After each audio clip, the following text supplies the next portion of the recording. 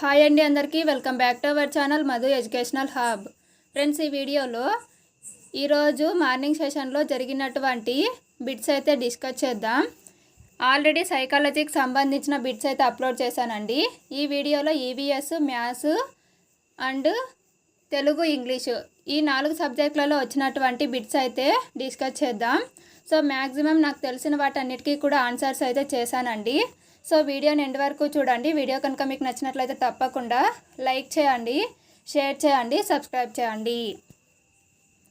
First one, 1997లో British సామ్రాజ్యం కానిది. Friends, ఇది ఎవరికైనా ఆన్సర్ తెలిస్తే ఆన్సర్ చేయండి. నెక్స్ట్ వన్, రాజసింహుడు ఎవరి బిరుదు? రాజసింహుడు ఎవరి బిరుదు? ఆన్సర్ రెండవ నరసింహవర్మ.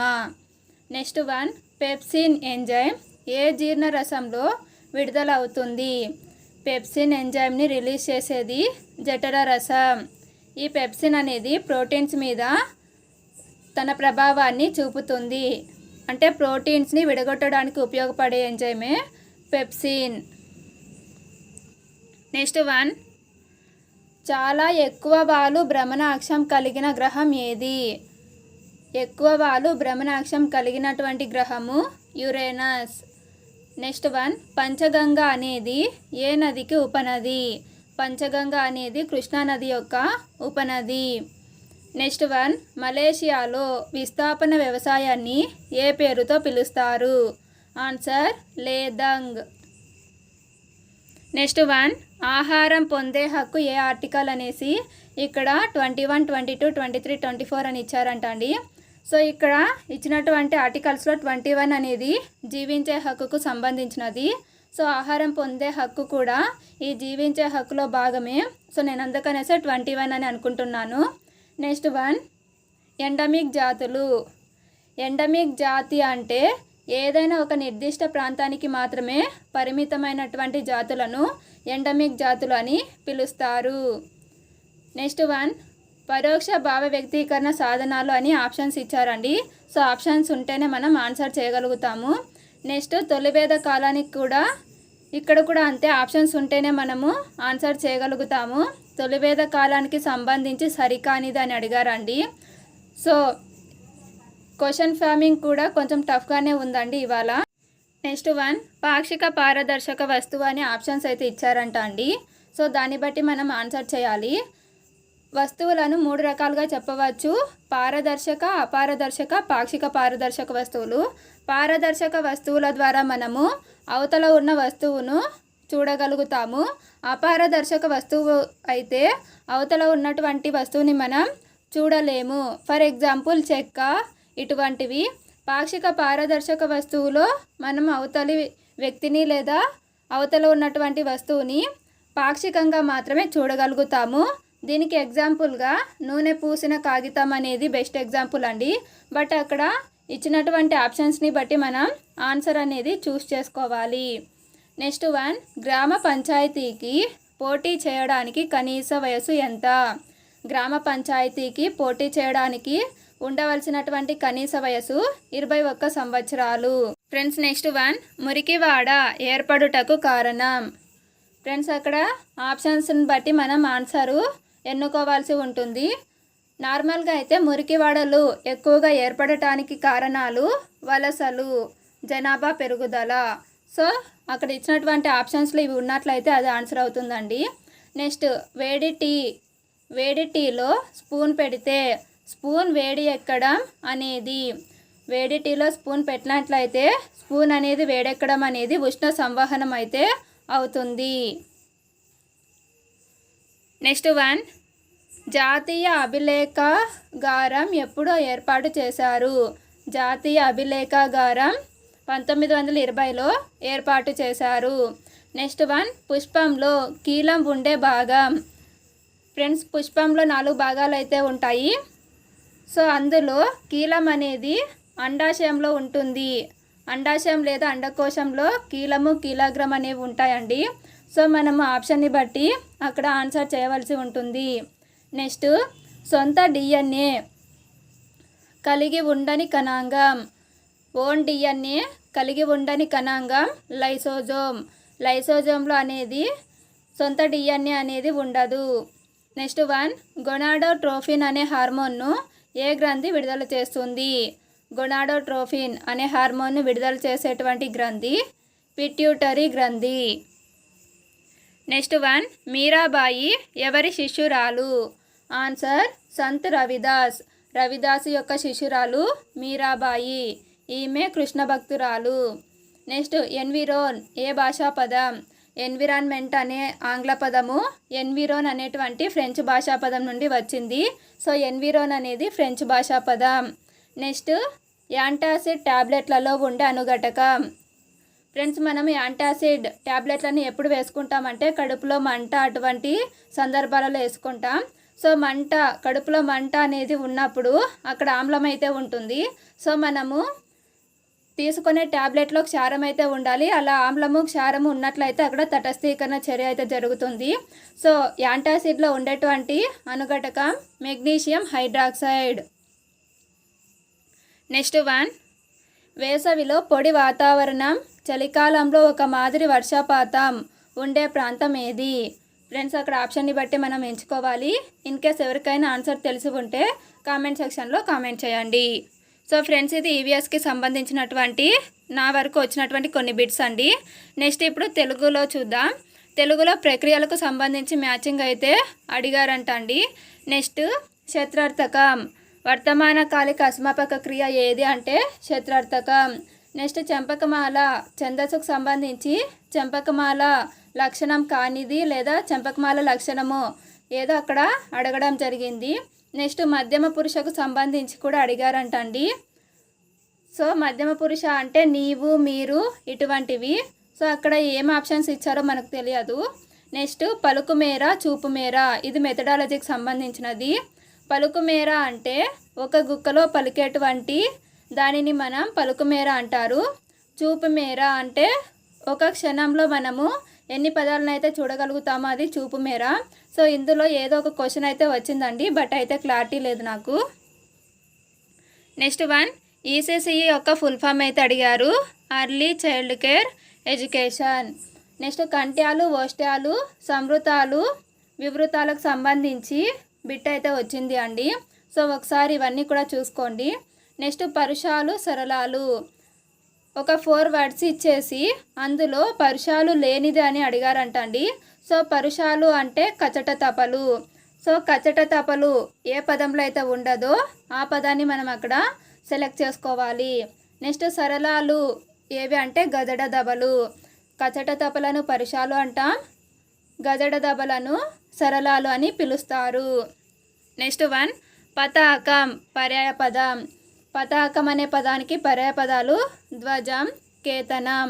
నెక్స్ట్ ఒక పద్యం ఇచ్చి దాన్ని సరిచేయమని ఇచ్చారు, అంటే ఆర్డర్ అనుకుంటా అండి. సో మీకు పద్యాల మీద అయితే ఐడియా ఉండాలి. అలా ఉన్నట్లయితేనే ఏ లైన్ తర్వాత ఏ లైన్ వస్తుందనేది మీరు అక్కడ ఆన్సర్ చేయగలుగుతారు. నెక్స్ట్ పలుకు అనే పదానికి నానార్థాలు. ఆన్సర్ మాట, ముక్కు.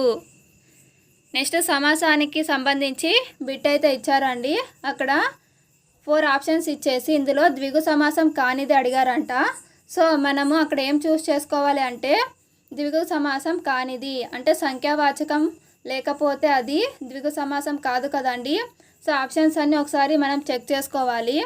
ఇందులో దశకంఠాలు అని ఉంది.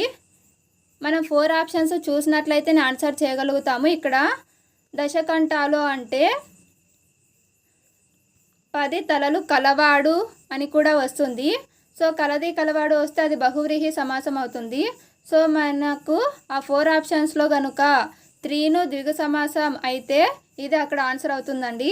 సో ఒకసారి 4 ఆప్షన్స్ తెలిస్తేనే మనం ఇక్కడ ఆన్సర్ చేయగలుగుతాము. నెక్స్ట్ ఆకులన్ బ్రోలీ అనేది సరళాదేశ సంధి. నెక్స్ట్ 1 విద్యా ప్రణాళికకు సంబంధించి డెఫినేషన్ అయితే అడిగారంటండి. నెక్స్ట్ ఇక్కడ ఒక పొడుపు కథ అయితే అడిగారు. అది ఏమిటి అంటే 100 చిలుకలకు ఒకే ముక్కు. 100 చిలుకలకు ఒకే ముక్కు. దీనికి ఆన్సరు పల్లగుత్తి. ఇది 7th క్లాస్ టెక్స్ట్ బుక్లో ఉంది. నేను 7th క్లాస్ గ్రామర్కి సంబంధించి టోటల్ వీడియో అయితే చేశానండి, అది ఒకసారి చూడండి. అందులో పొడుపు కథలు, పర్యాయ పదాలు, నానార్థాలు అన్నీ కూడా ఉన్నాయి. నెక్స్ట్ కాంక్ష అనే పదానికి వికృతి. కాంక్ష అనే పదానికి వికృతి ఖర్చు. నెక్స్ట్ వన్ తెరువరి అర్థం. తెరువరి అంటే అర్థము బాటసారి. నెక్స్ట్ వన్ రెండు పదాల మధ్య అర్థవంతమైన సంబంధం ఏర్పరిచేవి. రెండు పదాల మధ్య అర్థవంతమైన సంబంధం ఏర్పరిచేవి విభక్తులు. నెక్స్ట్ కర్తరి కర్మని వాక్యాలకు సంబంధించి అయితే ఒక బిట్ వచ్చిందంట అండి. సో కర్తరి వాక్యం నుంచి కర్మని వాక్యంలోకి చేంజ్ చేసినప్పుడు బడు అనేది రావాలి. నెక్స్ట్ తృతీయ విభక్తి ప్రత్యయం అయితే రావాలి. నెక్స్ట్ పద్యానికి సంబంధించి 2 బిట్స్, గద్యానికి సంబంధించిన 2 బిట్స్ అయితే ఇవి కామన్ అండి. ప్రతి పేపర్లో, ప్రతి తెలుగు పేపర్లో కూడా పద్యం నుంచి 2, గద్యం నుంచి 2 బిట్స్ అయితే వస్తాయి. నెక్స్ట్ భారత్వ పట్టికలకు సంబంధించి కూడా క్వశ్చన్ అయితే రావడం జరిగింది. సోషల్లో ఎన్ని విద్యా ప్రమాణాలు అని అడిగారు. సోషల్లో ఉన్నటువంటి విద్యా ప్రమాణాలు 6. నెక్స్ట్ ఇంగ్లీష్ పరంగా అయితే స్పీచెస్ గురించి వచ్చిందంటండి question. Direct speech, indirect speech. Next టెన్సెస్కి సంబంధించి పాస్ట్ పర్ఫెక్ట్ టెన్స్ గురించి ఇచ్చారు. నిన్న అయితే ప్రజెంట్ పర్ఫెక్ట్ కంటిన్యూస్ టెన్స్ లేదా ప్రజెంట్ పర్ఫెక్ట్ టెన్స్ గురించో అడగడం జరిగింది. సో ఎక్కువగా పర్ఫెక్ట్ టెన్స్ని కాన్సన్ట్రేట్ చేయండి. నెక్స్ట్ సింపుల్, కాంప్లెక్స్, కాంపౌండ్ సెంటెన్సెస్కి సంబంధించిన బిట్ అయితే రావడం జరిగిందంట అండి. Next synonyms, antonyms, phrasal verbs వీటికి సంబంధించి బిట్స్ అయితే వస్తున్నాయి. సో ఒకసారి చూసుకోండి ఫ్రెండ్స్. నెక్స్ట్ మ్యాథ్స్లో వచ్చినటువంటి బిట్స్ అయితే ఇప్పుడు చూద్దాం. 7, 49, 343 కసాగు అయితే ఆల్మోస్ట్ అందరూ ఆన్సర్ చేయగలుగుతారండి. సో 7కి 49కి 343కి కసాగు 343 అయితే వస్తుంది. నెక్స్ట్ వన్ అమ్మిన వేళ 1080, లాభశాతం 20% అయితే కొన్న వేళ. ఫ్రెండ్స్ దీనికి ఫార్ములా అయితే ఇది, బట్ ఈ ఫార్ములా లేకుండా కూడా మనం ఈజీగా చేయవచ్చు. లాభశాతం 20% కదండి, ఇక్కడ అమ్మిన వేళ కూడా ఇచ్చారు. So 120% value 1080. ఇప్పుడు కొన్న వేళ ఎప్పుడు కూడా మనం 100కి అనుకుంటాం. సో 100% వాల్యూ ఇంకా తక్కువ అయితే వస్తుంది. సో దీనికి తక్కువ బై ఎక్కువ ఇంటూ మిగిలినది వేసుకుంటాం.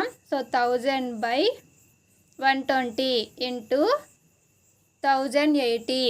ఇక్కడ చూద్దాం, 0 0 క్యాన్సిల్ అండి. 12 1 జా 12 9 జా 108. సో ఇక్కడ 9 ఉంది, ఇక్కడ 100 ఉంది. 100 9 జా 900. సో కొన్న వేళ 900 రూపాయలు. నెక్స్ట్ వన్ దీర్ఘగణ ఘనపరిమాణానికి సంబంధించి ఒక బిట్ అయితే ఇచ్చారండి. సో దీర్ఘగణ ఘనపరిమాణానికి ఫార్ములా LBH, పొడవు, వెడల్పు, ఎత్తు. నెక్స్ట్ వృత్తపరిధికి సంబంధించి కూడా ఒక బిట్ అయితే రావడం జరిగింది. వృత్తపరిధికి ఫార్ములా 2πr. నెక్స్ట్ నిమిషాలు, సెకండ్లు ఇచ్చి వాటి యొక్క నిష్పత్తిని కనుక్కోమని చెప్పారు. సో ఇటువంటి క్వశ్చన్స్ వచ్చినప్పుడు మనం నిమిషాలను సెకండ్లోకి చేంజ్ చేసుకోవాలి. సో 1 మినిట్కి 60 సెకండ్స్ కదండి, 1 మినిట్కి 60 సెకండ్స్. దాని పరంగా మనం అక్కడ నిష్పత్తి కనుక్కోవాల్సి ఉంటుంది. నెక్స్ట్ సమాంతర చతుర్భుజ వైశాల్యం. సో సమాంతర చతుర్భుజ వైశాల్యానికి ఫార్ములా BH, భూమి మరియు ఎత్తు. సో ఈ రెండు ఇచ్చి సమాంతర చతుర్భుజ వైశాల్యం ఎంతో కనుక్కోమని అడిగారండి. నెక్స్ట్ ఇక్కడ ఒక బిట్ అయితే ఇచ్చారు, బట్ ఇది క్లారిటీ లేదు. సో అందుకనేసి నేను దీనికి ఆన్సర్ చేయలేదు. Next one A = 2x² - 3x, B = x² + x అయినా 2a - b విలువ. ఫ్రెండ్స్ ఫస్ట్ మనం 2a కనుక్కోవాలి. సో 2 × a ప్లేస్లో 2x² - 3x వేసుకుంటాం. సో దీన్ని మల్టిప్లై చేస్తే 4x² - 6x వస్తుంది. సో ఇప్పుడు 2a - b చేయాలి. ఇక్కడ 4x² - 6x minus b value x² - x కదండి.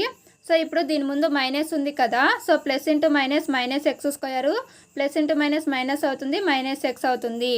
సో మనకి ఇక్కడ వచ్చినటువంటి equation 4x² - 6x -x² - x.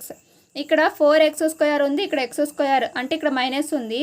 So 4x² నుంచి x² తీసేస్తే మనకు 3x² అయితే వస్తుంది. ఇక్కడ -6x - x ఉంది. సో రెండు మైనస్లే కాబట్టి మనం యాడ్ చేయాలి. సో -7x అవుతుంది. సో దీనికి answer 3x² - 7x. Next one 1 కోటి ఎన్ని వేలకు సమానం. సో హిందూ అరబిక్ సంఖ్యామానము, భారతీయ సంఖ్యామానం అనేది మీకు ఐడియా ఉండాలి. 1 కోటి అనేది 10,000 వేలకు సమానం. నెక్స్ట్ ప్రమాణాలు చేంజ్ చేయడం గురించి ఇచ్చారండి. Metre to centimetre. సో 1 మీటర్కి 100 సెంటీమీటర్స్ కదండి. సో దీన్ని బేస్ చేసుకొని మనము అక్కడ ఇచ్చినటువంటి ప్రాబ్లమ్ని సాల్వ్ చేయవచ్చు. నెక్స్ట్ 100 ఆవులకు 80 రోజులు సరిపడే గడ్డి ఉంది. 100 ఆవులకు 80 రోజులకు సరిపడే గడ్డి ఉంది. అదనంగా 25 ఆవులు కలిపితే ఎన్ని రోజులకు సరిపోతుంది? ఫ్రెండ్స్, ఇక్కడ 100 ఆవులకు 80 రోజులకు సరిపడే గడ్డి అయితే ఉంది.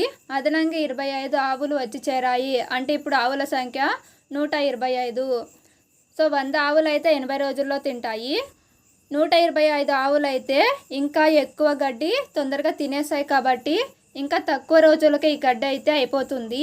సో ఇప్పుడు మనము ఇక్కడ వేసుకోవాల్సినది తక్కువ బై ఎక్కువ ఇంటూ మిగిలినది వేసుకోవాలి. సో ఇక్కడ 100/125 ఇంటూ 80 వేసుకోవాలి. ఇక్కడ 25 5 జా 125, 25 4 జా 100. నెక్స్ట్ 5 1 జా, ఇక్కడ 5 1 జా 5, 5 6 జా 30. ఇక్కడ 16, ఇక్కడ 4, 16 4 జా 64. సో ఇప్పుడు 125 ఆవులకు ఎన్ని రోజులకు ఆ గడ్డి సరిపోతుంది అంటే 64 డేస్. నెక్స్ట్ డిస్కౌంట్కి సంబంధించి క్వశ్చన్ అయితే రావడం జరిగింది. సగటు మీద కూడా క్వశ్చన్ అయితే ఇచ్చారండి. సగటు ఫార్ములా రాశుల మొత్తము బై రాశుల సంఖ్య. నెక్స్ట్ వ్యాప్తి అంటే ఫార్ములా ఏమొస్తుంది అంటే గరిష్ట సంఖ్య మైనస్ కనిష్ట సంఖ్య. సో ఇవి రెండు కూడా సాంఖ్యశాస్త్రానికి సంబంధించినటువంటి బిట్స్ అండి. సో ఇది అండి వీడియో కనుక మీకు నచ్చినట్లయితే తప్పకుండా లైక్ చేయండి, షేర్ చేయండి, సబ్స్క్రైబ్ చేయండి. Thank you for watching.